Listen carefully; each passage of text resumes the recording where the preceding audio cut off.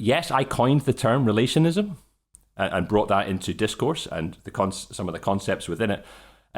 But okay, I gave certain language, right, and talked about this publicly. But these ideas are not, these concepts of play are not mine. I didn't invent any of this, right?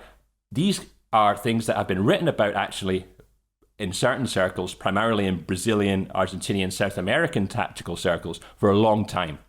And it's worth noting, and I always like to reference sources, and the analyst who first really came up with this clear distinction between the positional play and the, in his words, jogo funcional, jogo posicional, the positional play, jogo funcional, the functional play is the translation, is an anonymous analyst called Joseph Boschick, who wrote in Portuguese, he's Brazilian, and he noticed this around 2018, 2019. Functional play, obviously functional has a bit of a jarring meaning in English. When you say functional play, you tend to think of like a defensive, pragmatic, kind of boring, efficient team. So my interpretation of that was to give a term of relationism, and we can get into why that is. But anyway, the escadinha, the diagonal, which was on show between Rodrigo, Bellingham, Vinicius, I think Valverde was involved in it as well. This is a very old concept of organizing of players forming a diagonal pattern, motif, you could even say structure, an emergent structure appearing in the moment. This has a long history in Brazil. The teams are often set up in diagonals rather than, set formations. And over time, this concept seems to have embedded itself in the intuition of Brazilian players, and these diagonal moments, these diagonal patterns pop up all over the place. And that is one of the things that when I was watching Fluminense, and I really went into Fluminense, I watched every minute for like a year. I kind of went deep into this. It was a strange time, right? Because when I first watched it, James, right, it looked like gibberish. I didn't understand what was going on. But and I wrote in the article, every new language seems like gibberish at first. But if you persist, if you try to learn it, eventually common things start to appear, and there's something you can get hold of, and you go, hold on, I keep seeing that, I keep seeing that, I keep seeing that. What is that? What is that? And that was my research. I started to label and categorize these things and find out if there were names already existing, or maybe I had to give a new name to these kinds of things. The diagonal is a very prevalent one. So when I saw that game when Real played City and I saw that, I said, wow, escadinha. But you could see it. See, this is what I mean. I think I've always liked to take as many kind of sources as possible to then, I'm very much a sort of feeling person. So, and again, on a football pitch, I was slow, couldn't dribble, but I could kind of read the game quite well and feel the game out.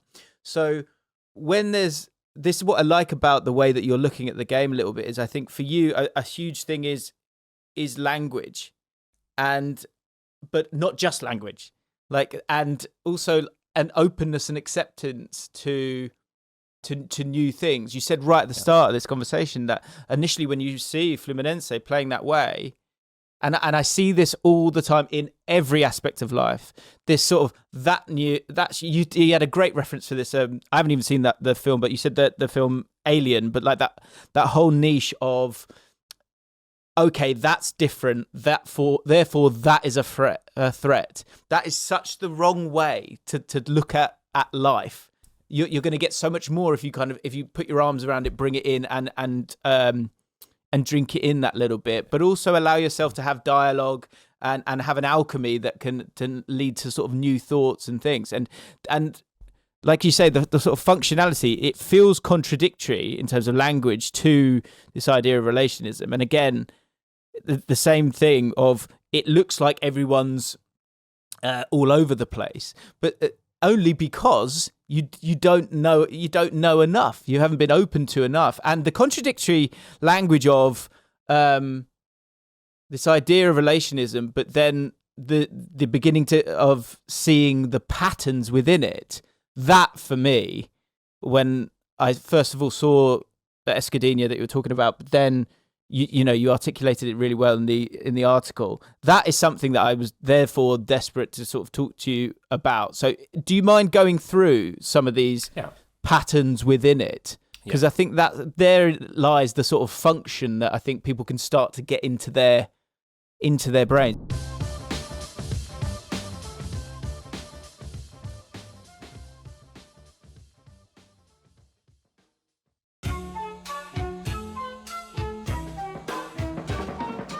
There will be this misconception for people that aren't open to it that, like Ancelotti doesn't coach, or like there's not any coaching going on here because we're just letting the good players be good. When actually and you've got it here. How many is this? 1, 2, 3, 4, 5, 6, 7 principles that you yourself have been able to kind of establish. That again, if you want to be cynical, you can go, yeah, but that's an obvious thing. For example, I'll butcher this, but is it Toko e mi voi? Toko e mi voi, right. Pass and move. Pass and move. So, and someone would go, well, that's just pass and move, get over it. But no, when you then start to blend all these ingredients together, you then have something a lot more coherent. So talk me through these different phrases, and hopefully people can close their eyes, imagine a football pitch and the players on it, and understand what we're kind of touching on here. So go for it, mate. Okay, let's do it. And let's just say quickly as well that I'm not suggesting or claiming or proposing that Ancelotti is using these concepts explicitly. I actually think a lot of the time it happens pretty naturally because of the quality of Real Madrid's players. But what I've been interested in doing is thinking, okay, well, if you're a coach of a youth team, right, and you don't have Vinicius, Bellingham, and Rodrigo, who have been brought up, or those Brazilian guys that have been brought up in that environment and kind of have a natural intuition for these things, which we're about to go through, then, is it possible to coach this kind of thing? So that's where this language, I think, becomes, and analyze as well, and understand what is actually happening. Okay, so, you mentioned these 7 concepts or principles or patterns that I wrote about in the article, What is Relationism? And I said also at the outset that this is absolutely not an exhaustive set. This is not the only finite list that this way of playing entails. But it's a start, right? It's an attempt at a start. So, right? Just because that in itself would become the same problem, because if there's not more and more, but also the opportunity to create new aspects and patterns as well, then you're just going to get to that same point again where you kind of start to see the references. And again, for me, seeing this and then watching a game and then seeing some of these elements and how they generally work in affecting the game, I found it super interesting. So Sure. So I start with the first, and I kind of take them in twos. So let's start with the first two, which is, as you said, is referred to in South America generally as toco e mi voi, which just means pass and move. And the other side of that is the tabela, which translates as table from Portuguese, but it's essentially wall pass, right? That's essentially, so you have the pass and move, and you have the wall pass. So again, like you said, that seems very simple. People go, pass and move, like we all know that, like it's a bit simple, isn't it? Like, we've moved on since then. Sure, but let's talk about references, because again, like you said at the beginning, we're talking not so much about tactic board stuff here. We're not talking about flat screen appreciations of football, right? And we could bring in technological influences into the way we communicate that have also affected this proclivity of ours as generally to see football as this bird's eye view, mapped out, flat space game of chess. And like when you're in the pitch, when you're playing football, it's not so much like that. So references. When you're on the ball, are you looking for a player to pass to so they can receive and pass to the next guy? Or are you thinking, okay, there's my teammate, I can hit to him and I can go very quickly and become the free man? There's a lot of emphasis in positional play about using your structure, using the triangles to achieve the free man to pass to. But what happens if you're all marked? You have to become the free man in that moment. So how would you do that? Well, one of the ways you can do that is a toco e mi voi, is an aggressive pass and move. And you could do that anywhere in the pitch. If you look back through history, Franz Beckenbauer, for example, incredible use of the pass and move as he went straight up the pitch oftentimes. Okay, but what do you need to make a pass and move? You need a player to offer a tabela, to offer the wall pass. So again, So let's take Grealish, for example, who's playing for Manchester City. If he's playing left wing for Manchester City, he will tend to have his reference point might be, okay, make sure that fullback's pinned, right? That's your job, Jack. You have to pin him, and when Rodri has the ball in the midfield, you should be a certain distance and angle from Rodri, so you could maybe receive a pass from Rodri. So that's kind of the system of, again, very simplified system of references that might be in the perception of the player in that moment. But what if Grealish didn't have those, and Grealish was just like, well, Rodri's got the ball, how about I go leave my post on the left wing and just go right over close to Rodri, because then we could do a 1-2, and then we can eliminate an opponent like that. You can already see the radical difference between waiting and pinning a guy on the left wing and going towards the ball carrier to offer a tabella, right? And yeah, so this is very interesting. So that would be the first two, right? The pass and move and the offering tabella. With those two things I really liked about it when I was thinking about it was one, again, if you think about the defence. Well, so first of all, one aspect you spoke about with that pass and move was the sort of that aggressive side of it, and the aggressive side of it comes from playing that pass, but then carrying on your run, and I think that's more effective because of the goals. The goals are important here. You're going from one side to the other side, generally, in terms of trying to get yourself a goal. So in terms of affecting the defence, that is something that again, if you're a centre midfielder, if I see my centre midfielder in front of me, the phrase I used to say all the time was, if the ball's in front of us, they haven't scored yet. And so, but the same with the kind of the players that are affecting you. If someone's going to play that pass in front of you and then carry on their run, that is affecting me. That's annoying. That's like, oh, I've got to go with you now. So that's something that I think is a universal kind of all over the pitch, and especially against teams that are generally looking to be set up in a nice strong way.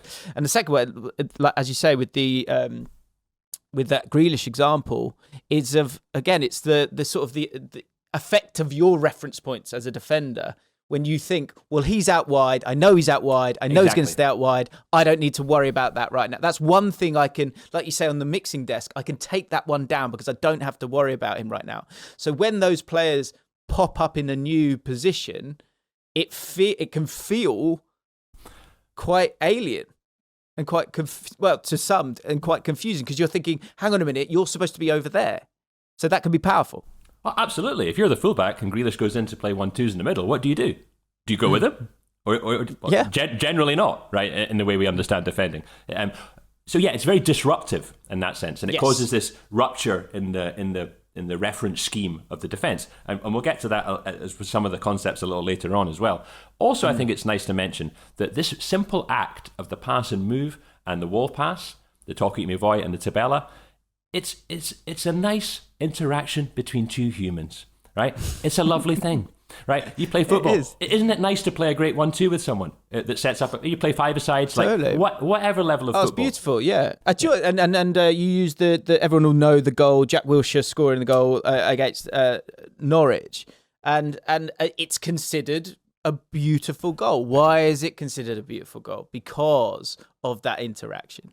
Because of that chemistry, right? And these are the things I'm always, again, and this is another aspect, is that I feel that we've maybe overreached on our emphasis on quantitative metrics when we're analysing football. Of course they're important.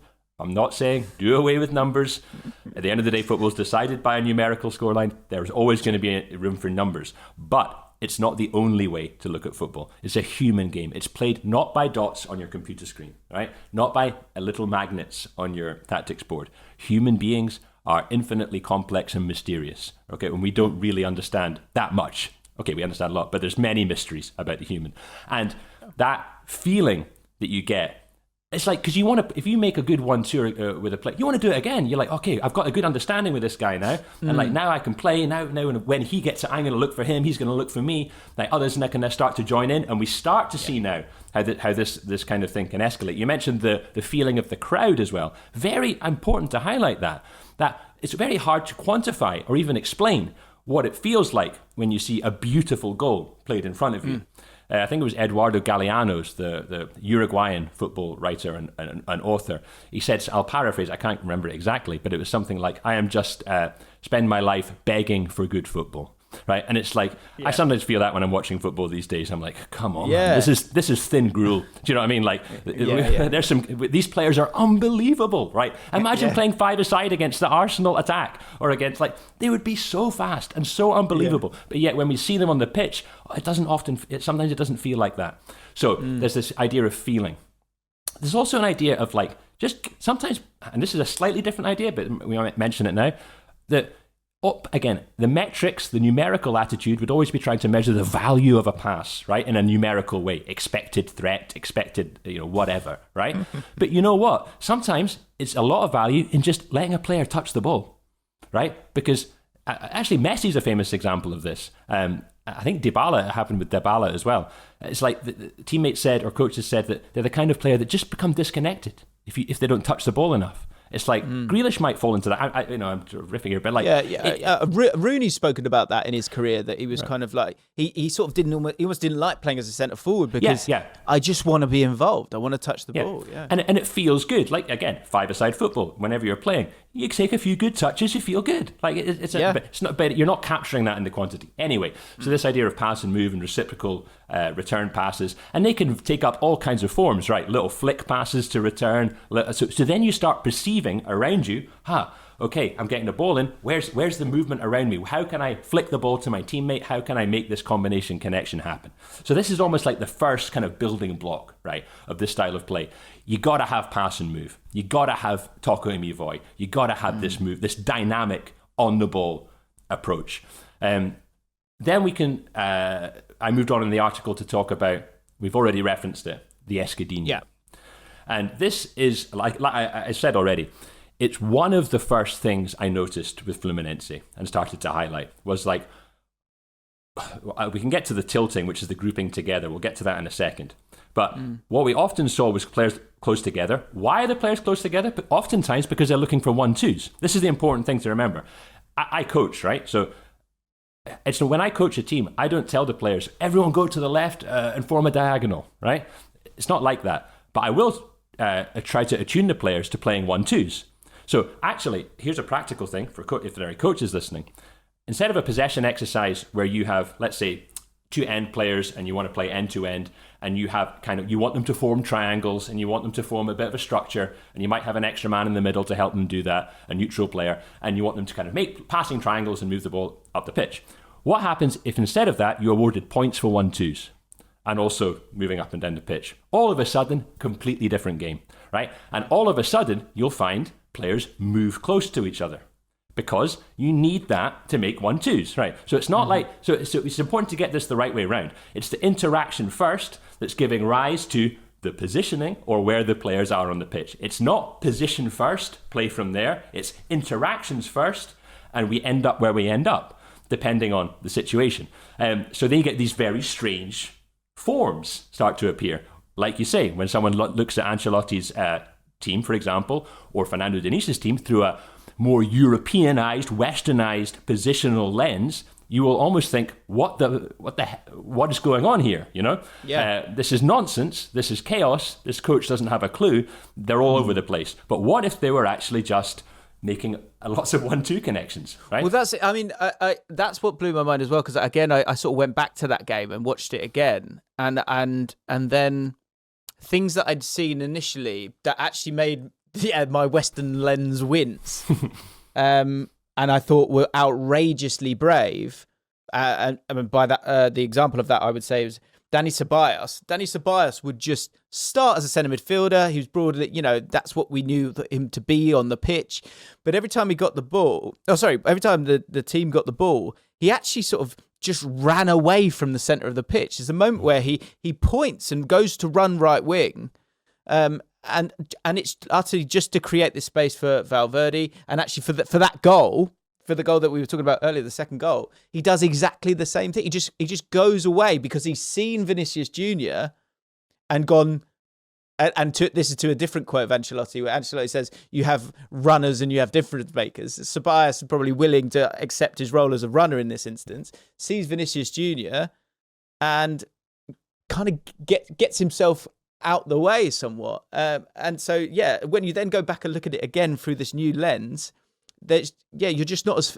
you're not as fearful, and it's and there seems to be more options there as well. Yeah, this is why I coined the term relationism. The movement is in relation to trying to make combinations, right? And what kinds of combinations? It's not, again, this is the key point. You hear a lot of positional play coaches or theorists talk about position first, then we play football, then the complexity, then all kinds of things happen. But guys, position first, that'll help us collectively understand, interpret together the nature of this game, and from there we're going to play. In relationism, let's combine, let's look for interaction possibilities, and from those possibilities, our shape on the pitch will emerge. So it's like a flip. It's like an inversion of that logic. Okay, so we've talked about this 1-2 tabella type situation, which leads to players coming close together, lots of dynamic movements, players close together. We started talking about the escadinha. What happens then if you have these players moving around in close proximity, which is a key feature of many relationist teams, is these, as we've started to describe why, then the probabilities of diagonal lines forming as the players move around the ball, they increase because there's more movement, there's more players. So they're happening. Mm-hmm. So then the question is, can the players collectively perceive a moment when one of those diagonals forms? So imagine it's always shifts. So imagine it's shifting all the time, but in certain moments, click. There's an alignment, like an eclipse or something like that. It's all, everything's turning, but in some moments it locks. Can you, as players, collectively in that moment see that and then collectively recognize the opportunities for progression that alignment affords? And if you can, oh boy, you get some unbelievable sequences of play. You get things like one of the next concepts that I talked about, which is heavily linked to the escadinha, is called in Portuguese the corta-luz, which is essentially a dummy move when you let the ball run through you or you let the ball pass through you. So imagine you have a 3-player alignment in this. As the play develops, that you have the guy on the ball, but then you have a second player and then a third player who are all on this diagonal line going forward as well. Ideally. Yeah, and maybe a way to sort of picture it for people is like if you imagine, what's a good way of imagining it? Imagine it, you had, so with Real Madrid, Valverde's playing right back, he's got the ball. Then Bellingham stepped into what would be considered the sort of half spaces, and he's a little bit further forward. And then in front of him, let's chuck Benzema there on this occasion. We're making up a team now. But he's back. He's back for he's back. He's back. Yeah. He's missed it, and he wants to come back. Yeah, exactly. And you've got that another option there. It allows you. Yeah. So you still, in this instance, we're providing those positions for you, but there's the diagonal element of it. Okay. Can you just explain why you think that is so important? Because some people might not notice why that is so effective. There's a few things going on here, right? And this is a really interesting area of football tactics development. I would say one of the most emergent and current aspects of football tactical discourse is this question of diagonality, right? Of diagonalism. Like, what is it about diagonal play, exactly as you're asking, that makes it useful? Like, what's the big deal with playing diagonal? So we can start to think about it in a few terms. What you've painted a picture there of, let's say, was it Valverde on the right, so receiving, right? So So let's just we'll try and stick to this one to try and paint a little bit of a picture. And let's say, so if Valverde's got the ball on the right, that ball will have arrived to him, generally speaking, let's say from one of the centre backs, perhaps. A common thing, the right centre back passes it out to the right back. In that moment, what's the defence going to do? They move, okay? They shift over, okay? So in this moment, you have a dynamic advantage by playing back in against that movement of the defence, because if you're Valverde, they're coming towards you. If you cut back against them, and this is actually the same principle even a 1v1 that a winger would talk about, or a 1v1 specialist. Absolutely, yeah. The balance of the momentum, the weight of the body, the balance of the opponent goes to one side. What do? You go the other side. Let's take that collectively now and look at it on a team level. The opponent, like the defender in a 1v1, shifts their balance onto one side. In that moment, cut against them, because they can't react. If you're moving that way and suddenly the ball's gone past you, your weight's on the other side.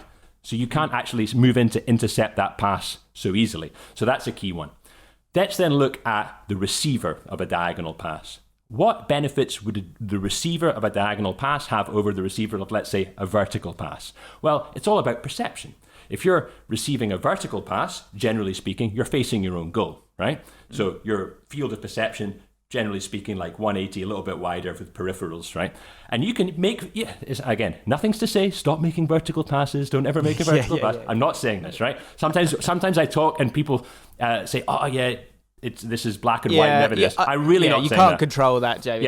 Sadly. People can understand. There's a pinch of salt with everything. Yeah, sure. So you can make these, if you're receiving this vertical pass, you can make nice third man layoffs, De Zerbi-esque, pop the ball, third man's all the way up the pitch. But your field of perception, actually they call it the up back through a lot of the time, this kind of move. Key emphasis is on back. That's the set. So up is the first pass, back is the second pass. The interesting thing about that language, we talk about language, is that already the direction of the pass from the receiver has been pre-assigned, right? Yeah. You play back. So up, back, through. In a diagonal orientation, if you're receiving the ball diagonally, you have a different field of perception, and you can actually perceive easier things that are more behind you, because you've opened your perception that number of degrees, that you can now start to do things like little flicks behind. It's easier to make a pass straight through. So something you'll see is Lewandowski for Barcelona receive inside diagonal passes from the fullbacks, but because they're diagonal, he can actually open his body and play a pass in behind for the winger. If he was receiving it vertically, it would be almost impossible for him to flick it with the outside of his foot with that much power and accuracy. Yeah. So in terms of the knowledge of the opposition defending as well, if you are side on towards the goal and taking the ball in that way. You said there before, the up, back, and through. In this instance, you can go back, but you can go forwards too. Exactly. And that gives you more options. Exactly. Increased optionality, right? And I like to call it an up, around, and through, right? Because it's so a thing I talk about a lot, which is very key in this diagonal discussion that we're talking about, and we're using the second receiver, let's say, of this Escudinho move as the example. Yep. This key idea is that you have this. Something I like to try to coach a lot is 360 perception at the moment of ball reception. So whenever you're receiving the ball, can you, as much as possible, perceive 360? So obviously that contrasts with a 180 playback kind of view. Okay, yeah. But then one of the very interesting things about the receiving a diagonal pass is the angle of pressure and the angle of attack from the defender. Go back to the vertical one. Where's the angle of attack on the receiver? Straight from the back, right? So that means that a step over or dummy is not really an option, because if you step over the ball, chances are it's going to be straight into the defender who's pressuring you. If you're receiving a diagonal pass, the defender's making more of a vertical move towards you, you can actually step over the ball and it will continue inside. This is a really important point, because this actually opens up the potential for the receiver to play. It also really makes life difficult for the defender, because like you said, this increased more 360 option orientation for the receiver makes your life difficult. Do I go to press, but then he might leave it and it'll take me out of the game with a dummy? That's the corta-loose. Okay, the step over dummy is the corta-loose, which translates from Portuguese as cutting the lights. It's a light cut, and you're cutting the light on the defender, right? It's like you're in the dark now, you're done. Right, because you went to bite on the receiver, but because of the angle, he stepped over it, and now you're done. You're fallen. Sometimes I call these lines staircases, right? And you've just fallen off the staircase, right? Because you've been knocked down. And so, to again stay with that picture, guys. Yeah. Of if you imagine Valverde, he's played the ball to Bellingham, but because of the relationism here and the close proximity of the players, what you see with more and more examples is the players kind of understand and go, oh, I'm going to come and be that Bellingham player in this moment, because we're going to get that eclipse and we're going to get that line, and everyone knows that. And so when that pass gets played to Bellingham, and imagine Bellingham just pretending like he's about to play the ball backwards or move a certain way, but just cuts the lights out, as you say, fakes and lets the ball go over him. It's not a ball it's actually, he's turned it into a pass itself. And essentially in its most basic term, it's a dummy, isn't it? It is, but yes. It's having that alignment that then means, again, if you think of the defender who's up Bellingham's backside at this point, because he knows and is in control of the moment, even without touching the ball, he lets the ball go on to Benzema, he spins and makes his run, and he's already affecting the game, and he's got the defence in trouble. So that Courtelou's, in conjunction with that Escudinha, that's why it's so powerful, and it also really difficult to defend even if you know the pattern. Because it can appear anywhere. This is the key, yeah. Right? So it's emergent, right? It's not a pattern and sorry, to your point, and it's 360 in terms of your decision, Bellingham, because Bellingham can go backwards, he can touch the ball, he can stop it, he can go left, he can go right, or he can let it go behind him as well, which is so difficult to defend. This is key. It's up to the player, right? Do they make the Courtelou's? Do they hit a return? Does Bellingham play it back to Valverde, who also made a pass and move? So he's going to move up the Escudinha in a different way of doing it. Is he going to stop? If he's not marked, turn and dribble. Like, do what you want, right? Yeah. But this affords you this situation, this optionality, and that is really, really important.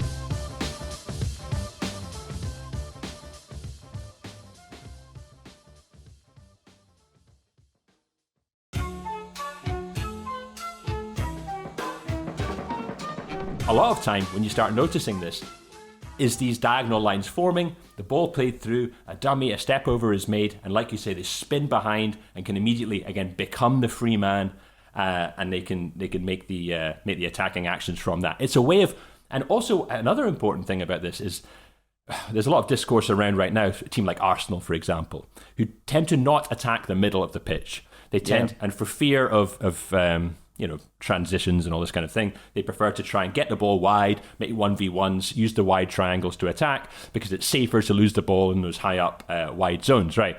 And I find it, like, aesthetically and probably from a game theoretical point of view as well, I think there's a lot of, I think it's slightly problematic that we moved away from these modes of thinking where we can attack the center of this defensive block. I like it when you go through the center of a defensive block. It's like, I think aesthetically as well as like from a functional, you mentioned the Wilshere goal, it's straight through the heart of the Norwich defense, right? Yeah, totally. It's great to watch, and it's fun to do as a player as well. So this diagonal, I call it the inside diagonal, because like we say, you play to the side, the defense shifts, and then cut them straight into the heart, right? As they show you that kind of soft underbelly, go straight through it, and you can really hurt a team like that. The diagonal line is a very useful pattern, motif, method cool. of achieving that.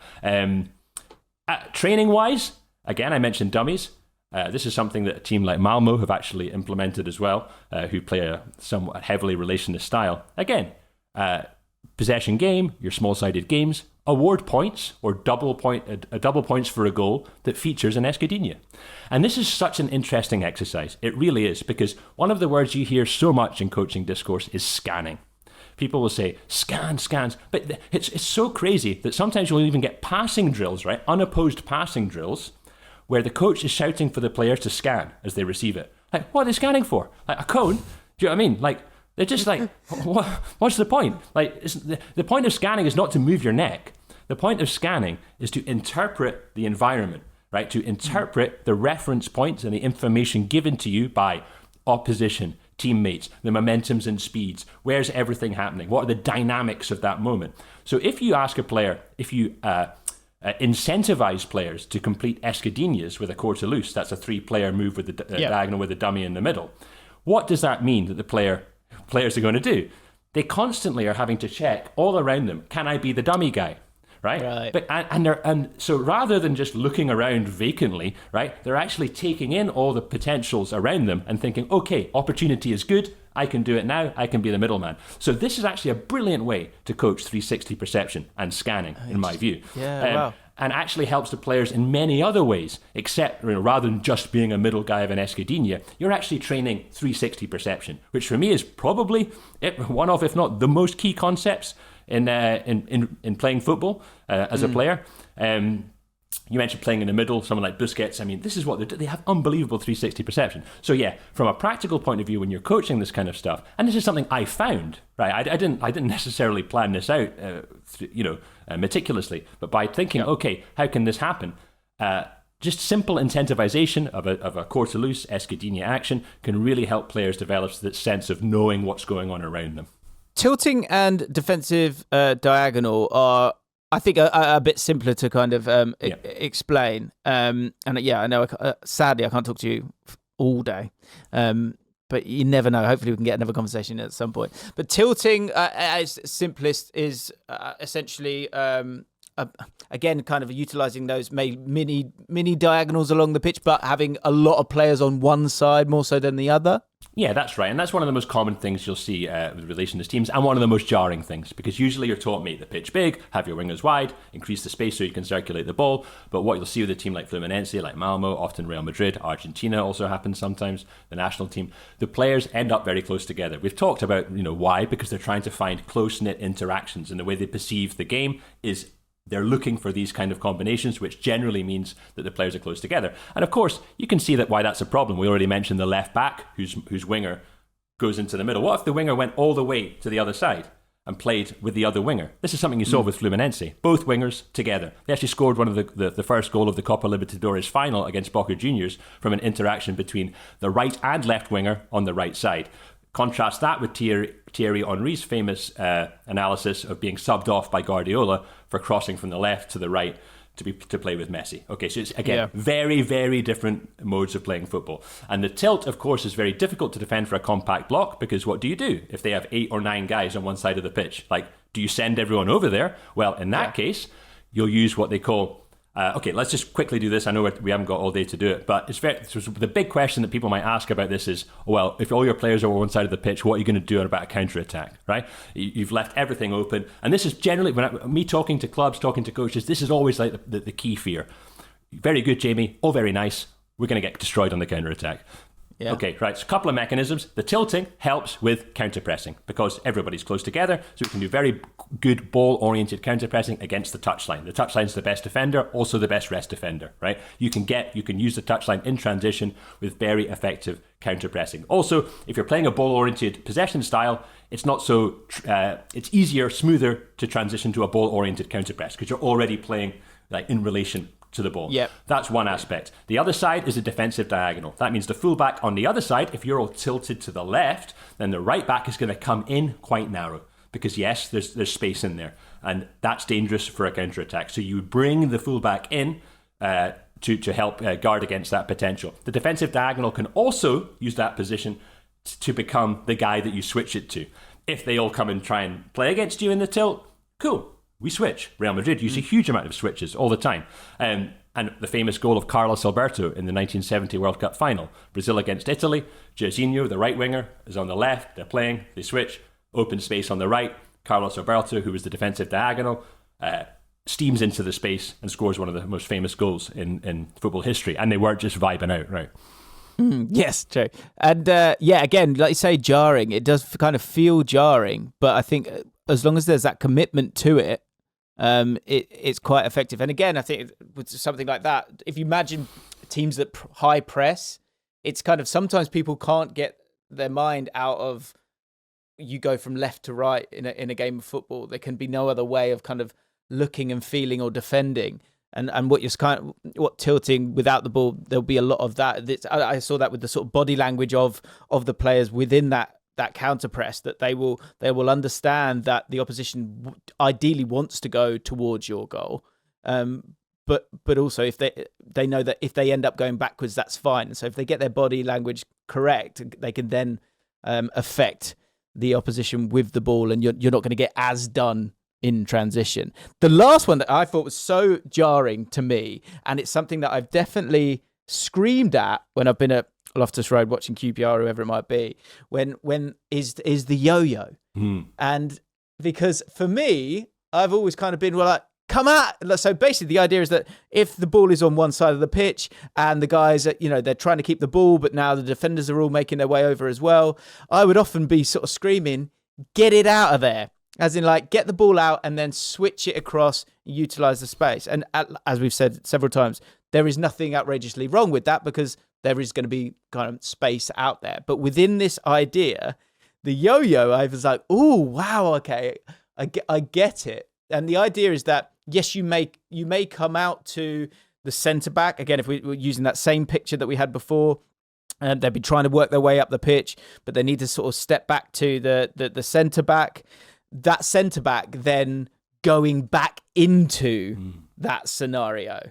Talk to me about why that can be effective and isn't the wrong thing to do, which is something that I think I naturally felt before reading up on it.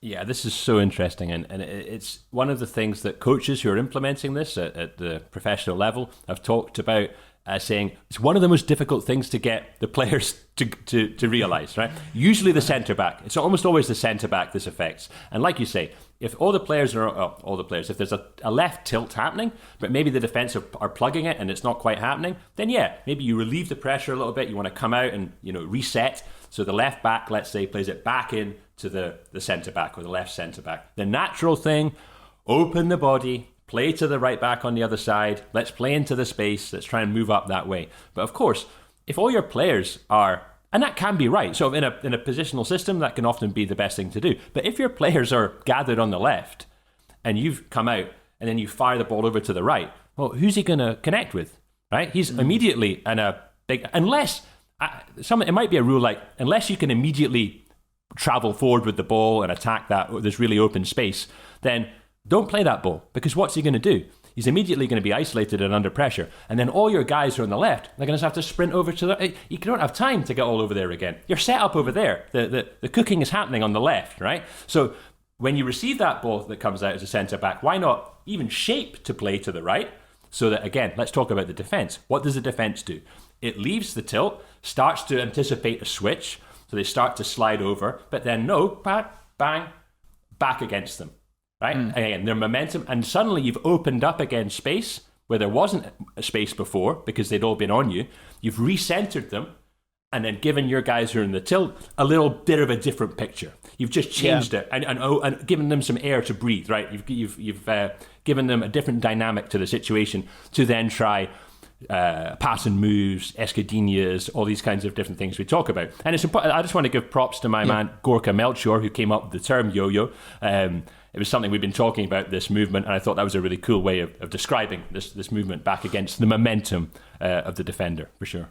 And also the other thing that will kind of get lost, because it's almost a magic trick, an illusion, in the sense that by coming out of it, the sort of the eyeballs of most, or certainly our opposition, will look away. Okay. Whereas what you're allowing is you've got everyone pretty close to being in the positions you want them on that side, but they get to have that new moment to see their new reference points, but don't have to run 15 yards to get themselves in place. You can't do it. You can't do doggies across the pitch you just can't do it. And one thing that's really interesting, James, is that I speak a lot with some of the coaches at Malmo who've been implementing this system.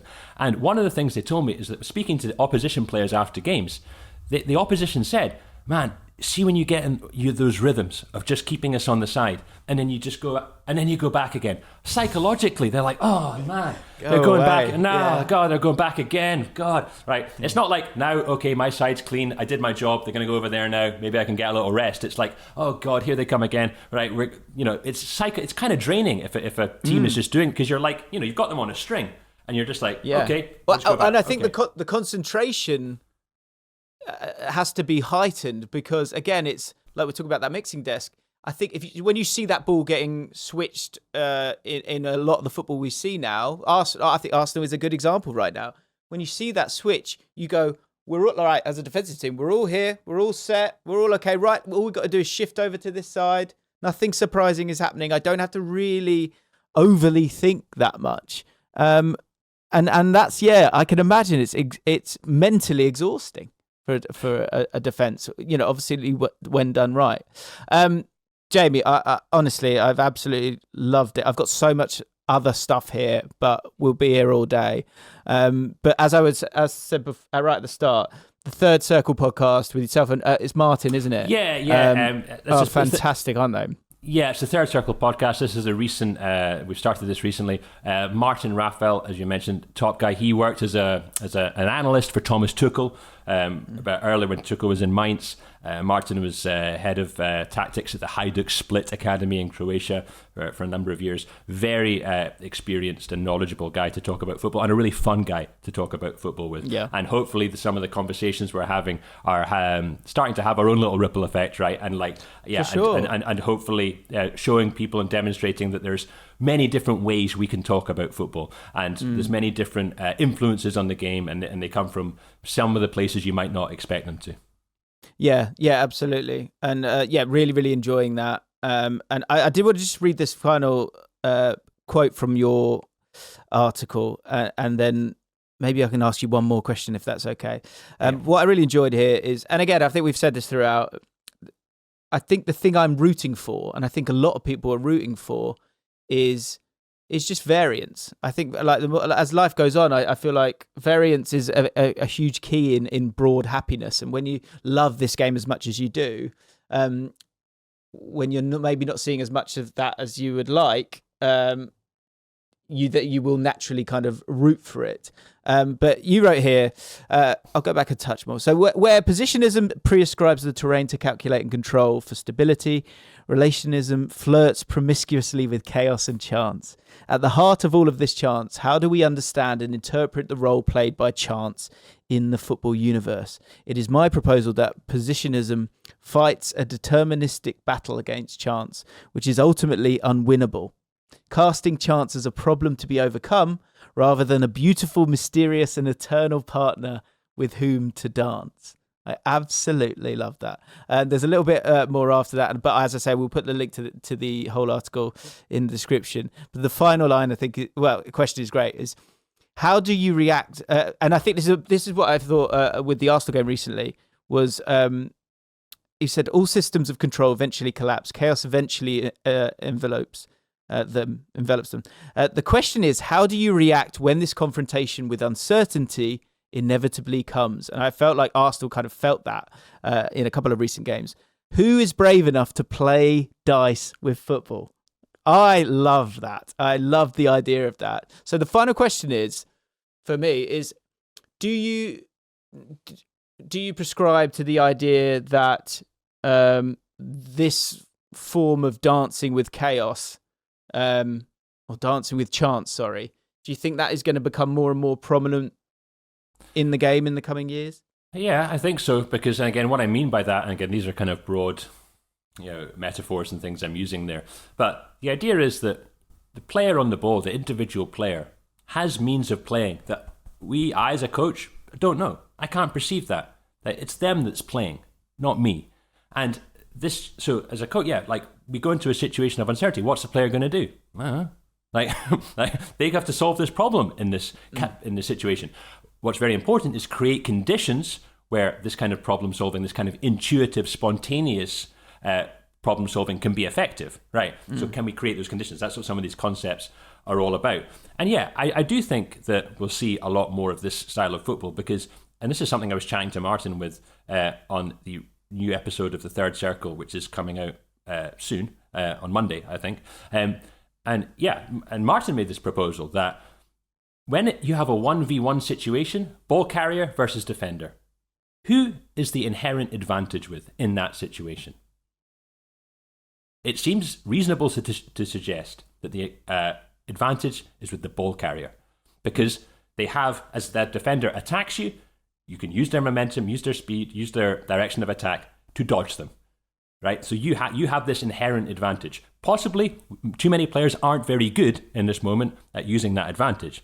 So yes, I think as football develops, people will become more aware of this, fundamental imbalance that we're proposing here, and say, the emphasis, the advantage of the potentials is with the ball carrier, is with the attackers. So, but to access that repertoire of potentialities, we as coaches have to step back a little bit because we don't know them in that moment. It's the player who can perceive them in that moment. And so, yes, that's when we talk about with dancing with chance and playing with these moments of uncertainty. That's what we're referencing. It's this moment where what's going to happen? We don't know. But can the player on the ball, the attacking team, be able to exploit those potentialities? And I think, as you say, you would say the attacker has the advantage there because they have control of the ball. But to then affect the game when anything can happen is you need the dexterity to give yourself. But to have dexterity, you need options. You need to be aware of options. And so the less options you have, the less ingredients you have to cook what you need to cook to achieve what you want to achieve. So as I say, I've said it a few times. I've honestly really, really enjoy everything you're doing, Jamie. Congratulations on the podcast so far. Thank you. Everyone should please go check it out. Thank you for sharing some time with me to go through it all, and hopefully people have enjoyed it. I'm sure they have. And just thank you, mate. I really, really appreciate it. No, thank you very much for having me, James. It's a real pleasure to talk to you, and I wish you all the best with the work that you're doing. I think it's great as well the way you engage with football with these topics. I think it's it's really nice to have this kind of discourse in the public domain. So I'm really appreciative of what you're doing, and I'm certainly appreciative of you having me and giving this space to me to discuss football with you. It's been great. Amazing stuff. So guys, check if you haven't followed The Ripple Effect. Make sure you do. As I said, the Third Circle podcast. There are, I think, a pilot episode and 2 others at the moment. The third one's on its way. Go check it out. Go follow it if you are open to new ideas and exploration. That's a great podcast for you to listen to. Thanks so much. Speak soon.